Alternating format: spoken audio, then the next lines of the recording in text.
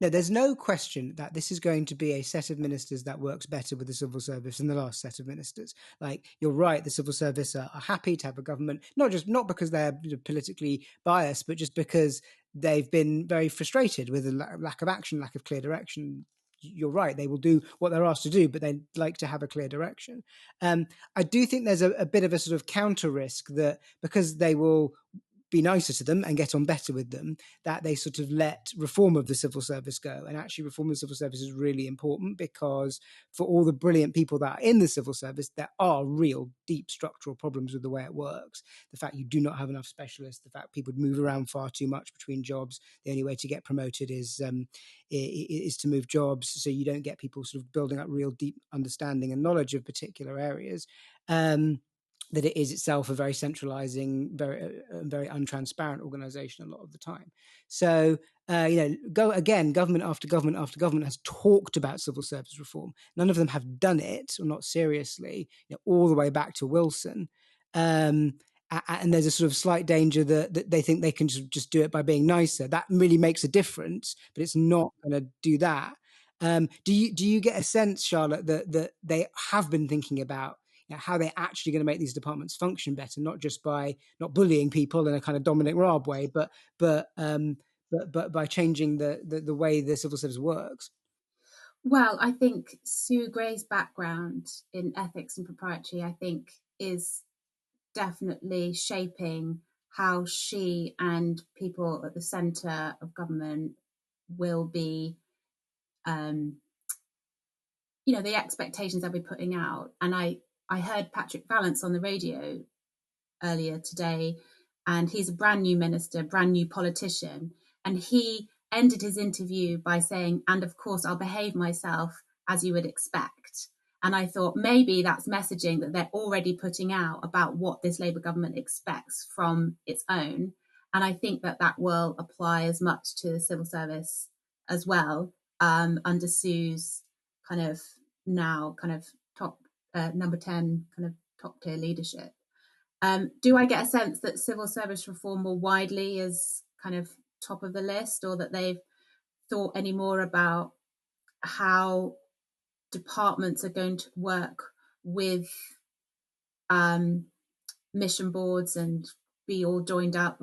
I'm not sure. I think the focus has been much more on mission and what this will mean for the centre. I think there probably is a job to do to then think about what that looks like out in the departments, and what the kind of lines of accountability are going to be to make sure that stuff gets done. But I think Sue in particular is very adamant that stuff will get done, and it will be about finding the best ways to ensure that. And part of it is about picking a new cabinet secretary, which we're expecting to happen quite soon. And that Simon Case has said he's going to stand down, I think, in January. That will be, I think, a real signal to the whole system as to what they're expecting. Do they go for someone who is kind of in that same mold, or do they go for someone who's got quite a different background, who signals that they want to behave in quite a different way? So that will be interesting. Well, they can't pick somebody worse than Simon Case. It has to be poor Simon Case. I mean, I kind of feel like I half feel sorry for him, because he just wasn't ready for the role at all, and it was. And he basically ended up doing it because no one else would work for Boris Johnson. But it's been a very bad appointment, and you need someone who's a lot more experienced and it's damaged a lot of trust in the civil service, I think, internally and externally as well. I mean, just picking up on what Charlotte said, I mean, if I were the Labour team, and I get the impression kind of speaking to them, I don't think they're going to want to come in straight away, studs up, and do a big number on civil service reform. Okay. And I think that would be wrong to do that when you've already got like a really traumatized civil service, which is sort of on its knees in terms of numbers and morale.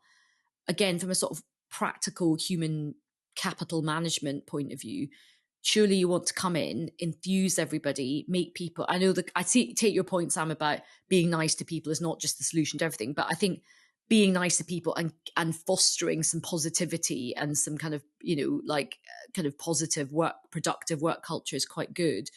I think the time to do any changes and moving things around is when Labour's really winning on some policy stuff. Like, I think when they kind of get some wins under their belt, I think that's the time when they can, start thinking about, changing some bits and pieces. But I do think it would be, certainly from an external point of view, and I know not everything is about the optic, but I think it would look quite weird to make one of your first things like big kind of civil service change. It depends what you mean by reform. Like, I think under the Conservatives and a bit under the last Labour government, reform was seen as an attack on the civil service. It was like, you are failing. We are coming in with this kind of new plan. We're going to get rid of loads of you and sort you all out. I think there's a lot of civil servants who are enormously frustrated with a lot of aspects of the current system, and not just the sort of personnel. So like one very techie arcane thing, but it's incredibly important to getting stuff done, is delegated authority. And at the moment, even, you get your budget as a department, you obviously can't go outside of your budget, fine. But even like spending tiny bits of money, which is within your budget, you have to get sign off from the Treasury and the Cabinet Office for everything. The permanent secretaries in health and education have to go and we're talking tens of thousands of pounds they have to get sign off. Drives everyone insane, delays decisions for ages, drives everyone mad. Like, getting rid of that or loosening that a considerable amount is a really important reform, but it's one the civil service would completely get behind straight away, because it would make their lives a lot easier. And you could sort of do that kind of stuff with a bit of quid pro quo about sort of more accountability and so on. So I think it needs to be done with the civil service and with a new leader who is seen and trusted by the civil service as someone who will do things in their interests and and sort of with them in mind. But I think it would be dangerous to wait too long, let's put it that way, because it will just be harder to do good policy when you've got a lot of these frustrations and irritations and grit in the system.